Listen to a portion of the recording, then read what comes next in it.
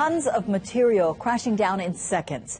Today, engineers spent the day at Farrington High School trying to figure out what led to disaster. KITV4's Laura Yamada joins us live with what she learned today. Laura. Well, Paula, this was a massive structural failure that came so close to being a tragedy. Now, 5 months ago, Farrington High School launched a 10-year renovation project for the entire campus, but the auditorium, where a 40-foot section of the roof came crashing down, was barely on its radar. We're getting over the shock right now. Farrington High School Principal Al Carganilla is still stunned by what happened as engineers tried to figure out what caused the auditorium's roof to collapse Friday afternoon.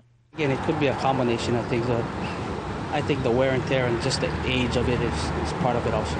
Dumping rain pounded the area shortly before the roof collapsed, a 12-year-old roof on a 58-year-old building. We just don't know right now, and that's why we're State Superintendent Catherine Matayoshi says roofs are typically up for inspection every 12 to 15 years.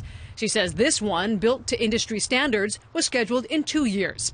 Matayoshi says it's a standard time frame that now needs to be reassessed. And now what we're going to do is reprioritize the listing of the buildings to be inspected, to look at buildings that are similar to this in age and construction, and make sure that we can at least do those buildings first. Now, the auditorium was part of phase 2 of the school's 10-year renovation plan, which was expected to start soon, but there were no major renovations in place. In fact, the school's vice principal and a consultant went up onto the roof just 2 weeks ago and saw nothing that might lead them to believe something catastrophic was about to happen. Carganilla says other buildings on campus were sorely in need of repair. Phase 1 in the school's L-shaped A building included fixing leaking roofs, renovating ceilings, floors, and replacing windows. Seemingly minor repairs, knowing what now lies ahead.